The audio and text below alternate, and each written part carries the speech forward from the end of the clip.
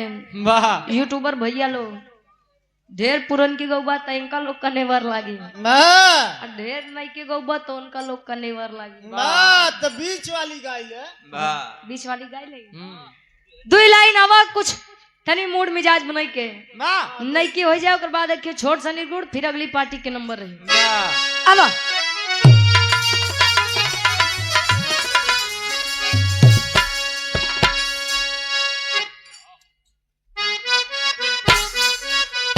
जियो वाह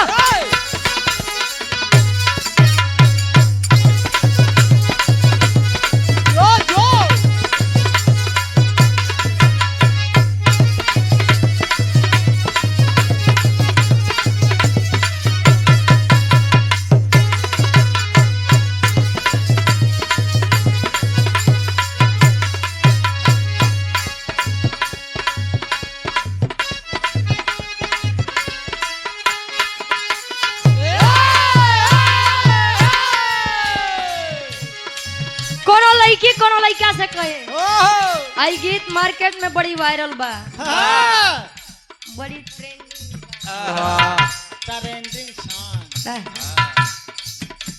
लड़की कहे का कहे भैया,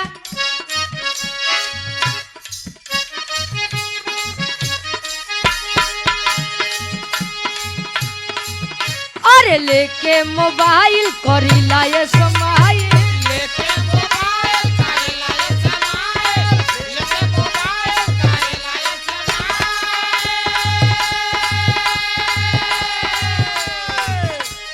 लेके मोबाइल करी लाए समाई, जब देखिल तोहरा रील के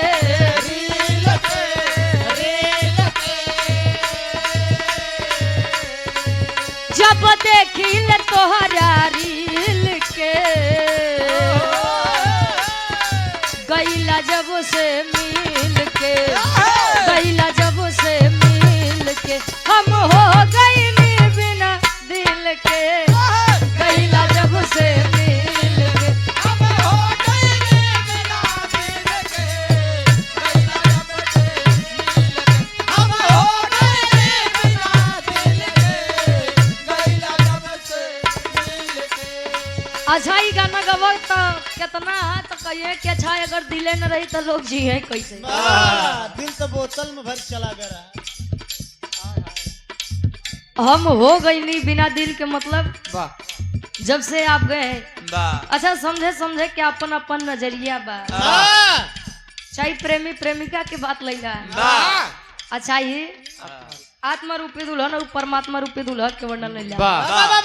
जब से आप गए हैं स्वामी, अच्छा मन बड़ा चंचल होता है, जल्दी भक्ति भाव में रमत नहीं है, लेकिन अगर रम ही जाए तो आसाराम साधु हो जाए।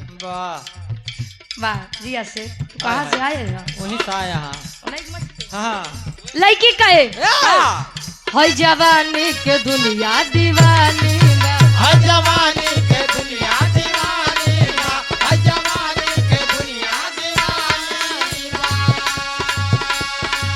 हमरा हुस्न पे झलकता पानी, हमरा हुस्न पे झलकता पानी, वाह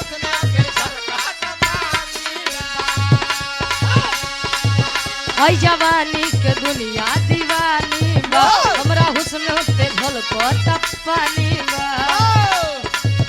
काहे मटक मटक चला तारू, लड़का कहे काहे मटक मटक चला तारू, देखा के है गोर टंगरी, हमरा नैना के चैना छोरावे,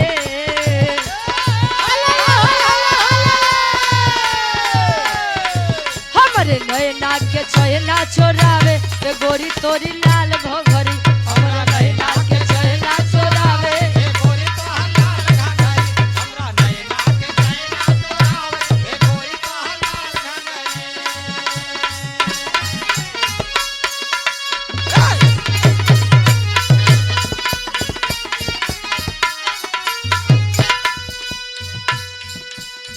अब है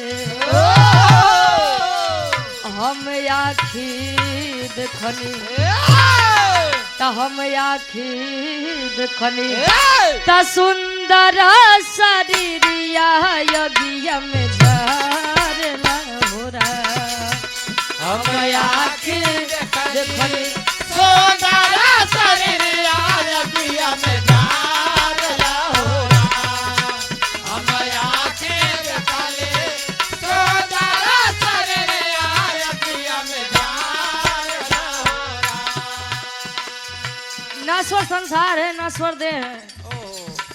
कितना बढ़िया ब्रांडेड कपड़ा पहन ले बा, कितना बढ़िया तेल साबुन लगाई ले बा, ब्लेजर कितना महंगा खरीद के पहने रहते लेकिन जो दिन जाबा बाबा स्वार्थ का संसार है।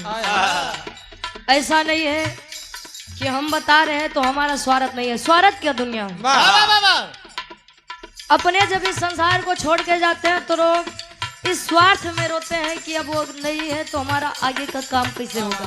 बाबा जब इस देह इस शरीर को जलाया जाता है तो लोग घड़ी देखते हैं कि अभी और कितना टाइम लगी। तो ये संसार है। एक नसीहत है आप लोगों के लिए, केहू के मैयत में आप लोग जाया चाहे मत जाया, लेकिन बेईमानन के मैयत में जरूर जाया। ये देखने के लिए कि आखिर जो पूरी जिंदगी वह बेईमानी से दलाली से जितना पैसा रुपया घर दुआर बनाए वो देखो कुछ लेके जात बा कि नहीं। यहाँ से कोई कुछ नहीं लेके जाएगा। अच्छा नाम दुइये जने के बाद या तो जे बहुत बढ़िया काम करे या तो जे बहुत खराब काम करे। बीच वाले के गिनती बीच वाले वैसे कोनो काम के नहीं होते। काना पड़ा कैसे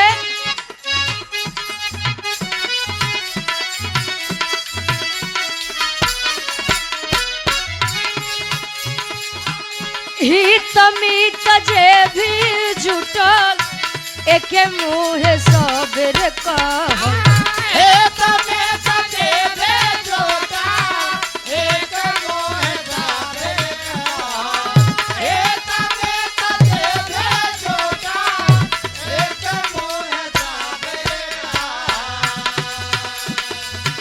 हित मीत जे भी जुटल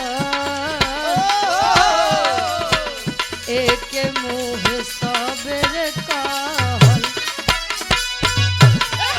अब है